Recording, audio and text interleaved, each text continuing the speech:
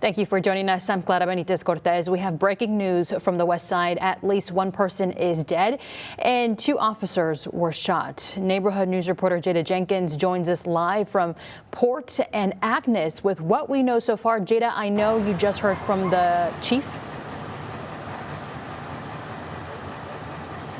We're here on Agnes and Francesca, where you see a large police presence behind me.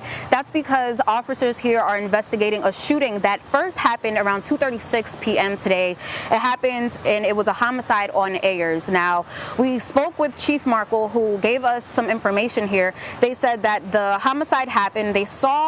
Officers saw the vehicle. It was a van, the vehicle that opened fire. When that happened, officers were then shot at by the person that was in the vehicle. They said the suspect is a 37-year-old Hispanic male. There are officers that are in critical condition at the moment. They are in the hospital. Chief Markle tells us they don't know yet how many rounds were fired. They are still looking into that.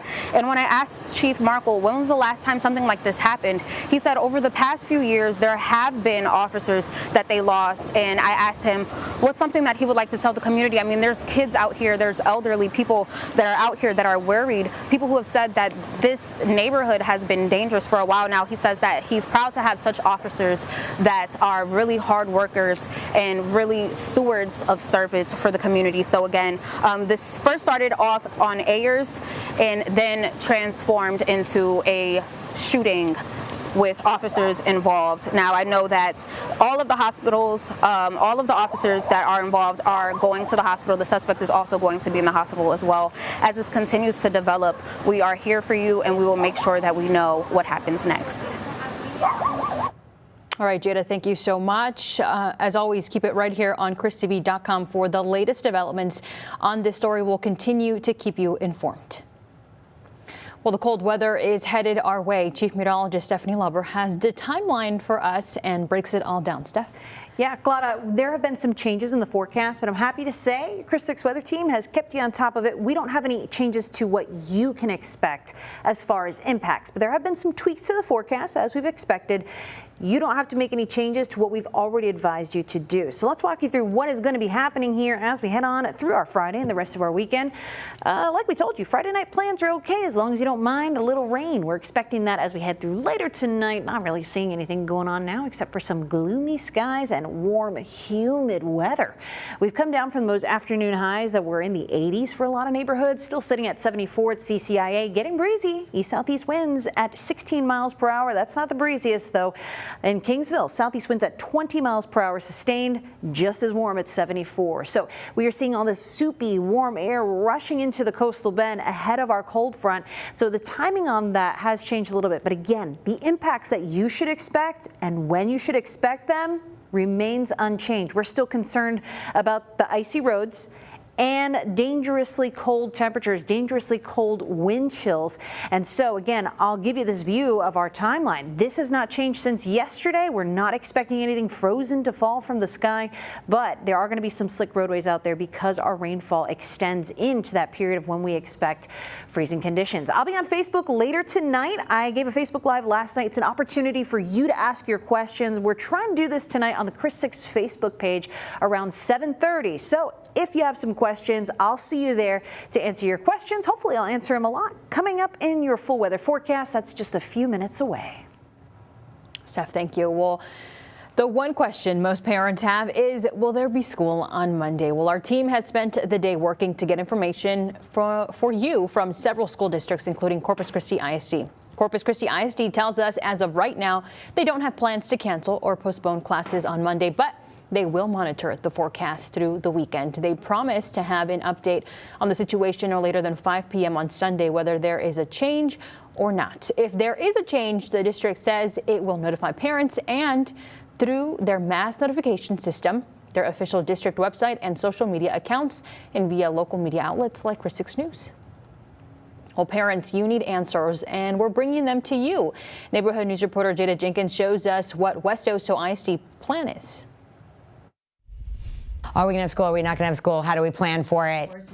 These are the questions Superintendent Kimberly Moore says she's been getting from multiple parents. In South Texas, people get nervous early, so we did start getting phone calls yesterday. Moore says when it comes to delaying or canceling school, safety is the biggest priority. The reason that we have to either delay or close schools is it's just hard to get some of those older buildings to warm up. So which buildings are at risk of not getting warm enough? In general, Westside Junior High, which is our oldest campus, is the one that we worry about the most. Moore says crews are sent out over the weekend to monitor facilities, check pipes, and make sure heating systems are working. Right now, she says the district is leaning toward a delayed opening rather than a full closure. But that decision could change. You don't want half your kids to miss out on instruction. Beyond classroom temperatures, Moore says student transportation is also part of the decision-making process, especially for children who rely on school buses. If it's the case where the temperatures in the classrooms and common areas are going to be uncomfortably cold, and that's a reason where we would either delay or close schools. Parents are encouraged to watch for updates through the district's Parent Square system, which Moore says is the fastest way families can get that information. Jada, thank you so much. And we'll be monitoring if any schools plan to close on Monday through the weekend.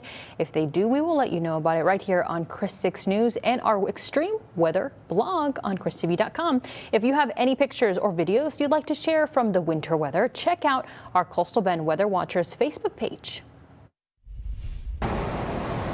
I'm Melissa Trevino, your neighborhood news reporter in Live Oak County. As residents gear up for a bitter cold front, Nancy Cuevas shared her concerns with me about the dangers facing drivers and families passing through her store and town. I stopped at 5 Points Market in George West and met with manager Nancy Cuevas. She's seen decades of traffic pass through her town, but she says winter weather brings a different level of concern. What is your biggest concern? What is my biggest concern is the ice and the accidents with people, you know, because we get a lot of travelers through here coming from the valley, from San Antonio, you know, so it stays really busy. I'm just worried about people getting hurt. Cuevas says Live Oak County sees heavy traffic from travelers coming from the valley and San Antonio, and icy roads could quickly turn deadly. Main concern is the traffic. The traffic, the ice, because they're saying that we're going to get ice. We're expected to get ice. And we're not used to that kind of weather. She tells me weather-related crashes are already too common. She recalls the recent multi-vehicle accident between George West and Three Rivers that claimed the life of a teenager during heavy fog. She also remembers just how dangerous winter weather can be, pointing back to the devastating freeze in 2021. Oh gosh, it was so cold. We didn't have electricity, we didn't have water. I think it was for about 3 or 4 days, maybe longer.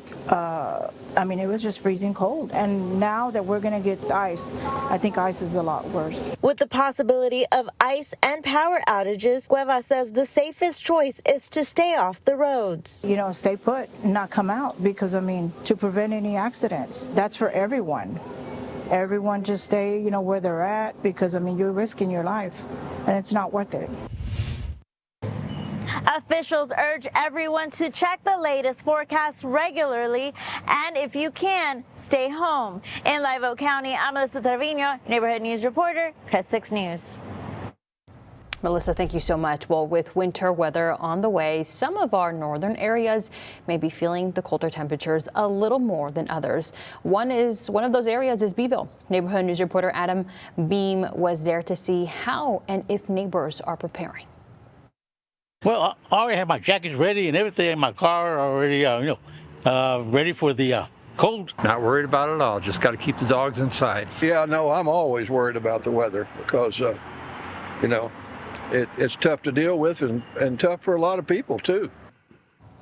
While some aren't preparing, the city is today. They announced their warming center will be open. Adam swung by First Christian Church to see some of the preparations. Be prepared. Keep an eye and check on your elderly and your loved ones. And if you're in a position and your power goes out or whatever, you are welcome to come here. If you're a Beeville neighbor in need of a warm place to stay, the info for the warming center is on your screen right now. It'll be located at First Christian Church. It will be open 3 p.m. on Sunday. Well, there will also be a warming center open at the greater Nueces County area, specifically in Robstown at the Senior Community Center on Minor Road. This center will open at 5 p.m. on Saturday and will remain open until Tuesday morning. Transportation will be provided to and from the warming center by CCRTA. And there will also be a warming center opening up in Rockport Fulton area. It will be at the Fulton Community Church on North 3rd Street and open up at 5 o'clock on Saturday. Real transportation will be available to get people to and from the warming center. Well, the city of Corpus Christi will also open 2 overnight warming centers starting tomorrow and into next week. You can find a warm place to stay at the Ben Garza Gym on Howard Street, as well as the Del Mar College Windward Campus FEMA Dome at Old Brownsville Road. Now, the city will also open 4 daytime warming centers on Sunday. All public libraries and senior centers will also be open during regular business hours. If you need a ride to get there, the RTA's got you covered. They can take you to any of these places for free. The RTA will be providing free rides to any of these destinations. Well, it's not just here. Neighbors across the Lone Star State are preparing for the winter blast. Coming up, we'll show you some of the issues some counties are already having. You're watching Chris 6, part of the Scripps News Group. Continuing our winter weather coverage tonight, electric pole fires have caused power outages in at least 3 counties in Texas. Those outages were reported in parts of Travis, Hays, and Bastrop counties early this morning. They affected some traffic signals as well as leaving some schools without power. Electric experts say pole fires can happen after long periods of drought. Dust builds on the insulators and cross beams, creating a film that can catch fire. Authorities say crews have been monitoring the poles to stop the fires from spreading ahead of the winter storm. As cities across the state prepare for the major winter storm, many areas are already under states of emergencies. Now tonight on NBC Nightly News, Priscilla Thompson will take us to one spot where they're preparing for the worst. Yeah, we're at WA Parish plant in Richmond, Texas, the largest power plant in the state, and it will be one of the lifelines to keeping the heat on in homes across Texas this weekend. As across the country, folks are preparing for these below freezing temperatures, rain, ice, and snow. Now, since the 2021 grid failure here in Texas, plants like this have worked to weatherize, and this weekend is going to be their first big test. We went inside the control room here where operators are on the phone with the Texas grid folks 24/7, deciding how much electricity will go out to ensure that the power stays on. We'll take you inside coming up on NBC Nightly News. And if you want more details on exactly how this cold weather is going to impact you in your neighborhood, we're taking a trip county by county to show you where the harshest impacts will be, when they're expected, and how you can stay up to date on all of the latest. I'll have you covered right after this quick break.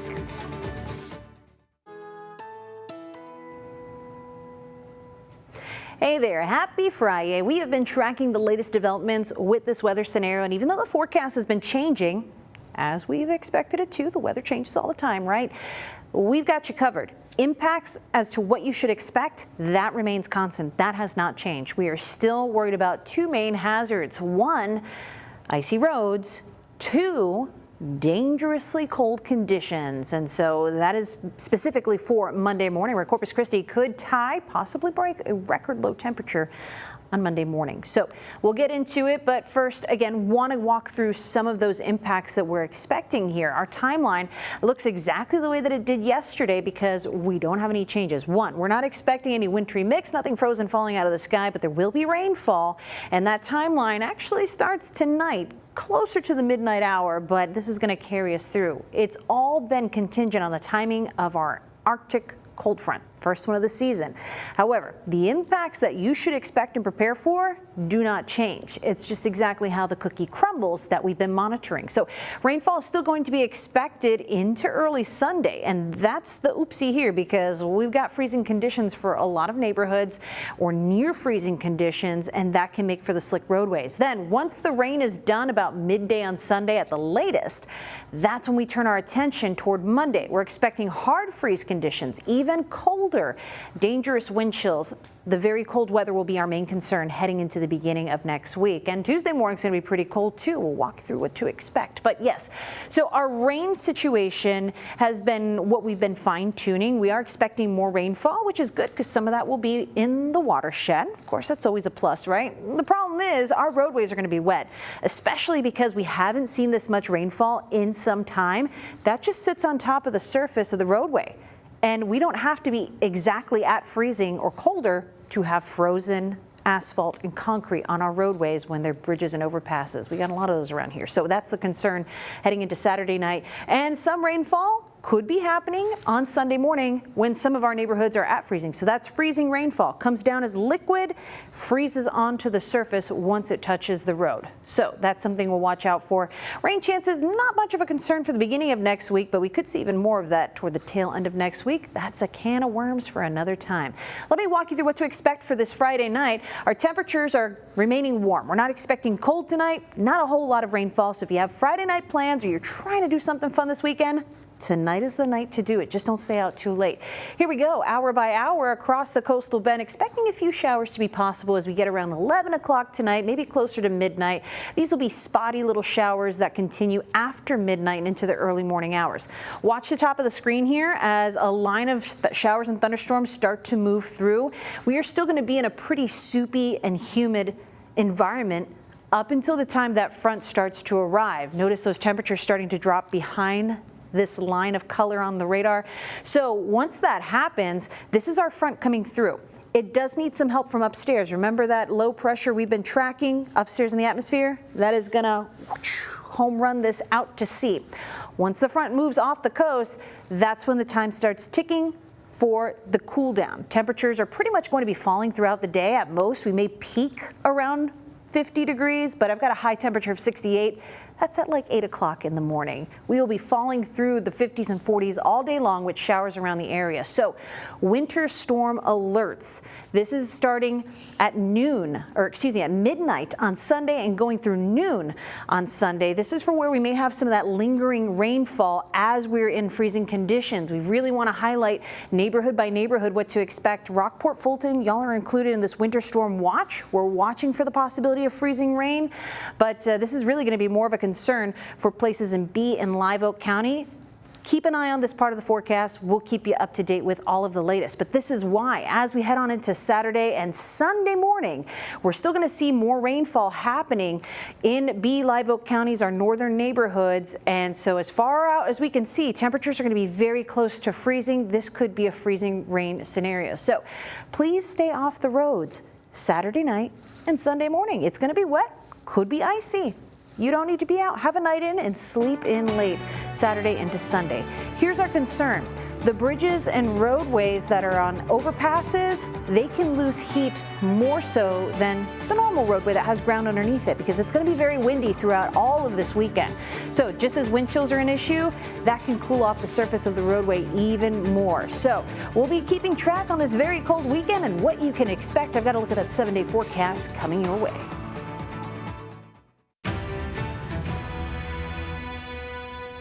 We continue to follow breaking news from the Westside. At least one person is dead and 2 officers were shot. Neighborhood News reporter Jada Jenkins joins us live from Port and Agnes with what we know so far. Jada. Yes, so as you can see behind me, there are at least a dozen police vehicles out here, and that's because of a homicide that took place today around 2:47 p.m. on Ayer Street. The suspect identified as a 37-year-old Hispanic male. Now, we actually have video from this scene. The suspect fled the scene, and when the suspect fled the scene, the officers later found his white van parked on Port Avenue. That's when the suspect opened up shots. That happened about an hour later. When the suspect opened up shots, the officers then returned fire, leading to 2 of them being shot and the 3rd officer injured. Now, these incidents took just took place just blocks away from each other. And as your Westside neighborhood news reporter, I want to paint the picture. There were children out here. There were elderly people out here. So I took the time out to ask them, what is it like usually around this street? They tell me that they've seen violence in this area before, but nothing like this ever. Now, Chris 6 News, we spoke to a lot of officials while this was happening, City Manager Peter Zanoni, fire officials. But when I spoke to Chief Markle, I asked him, how often does something like this happen here? And his response was, they've lost a lot of officers in the past due to their dedication and their act of service. So what we have learned from Chief Markle is everyone involved, the 3 officers as well as the suspect, has been transported to Christus Spawn Shoreline. And we'll continue to monitor this as we continue to get more information. Again, there are police presences all over, their community members out here all trying to understand what happened here. 3 officers were shot. The suspect, 37-year-old Hispanic male. On the West Side, I'm your neighborhood news reporter, Jada Jenkins. All right, Jada, thank you so much. And I do want to clarify, 2 officers were shot. 1 is in critical condition. The other one remains. We still do not know his condition. And then the other officer, the 3rd officer, did sustain minor injuries but was not shot. He had pieces of that gunfire, according to the chief. So thank you so much, Jada. And visit us on christv.com for more information on that. Now, another big story that we're talking about here is the weather. That's right, Glada. So I just want to get you caught up. There are a lot of alerts in our neighborhoods. Let's talk about what's going on right now. And as we anticipate some of that rain to be a problem for icy conditions, here's what we're looking at as we go throughout the weekend. Very windy conditions as these temperatures fall. It is going to be cold, y'all. And here's a look at that 7-day forecast. Let's see if we can squeeze it in. We'll have more come up on Chris 6 News at 6 o'clock and online. All right, everybody. Thank you so much. Have a good night.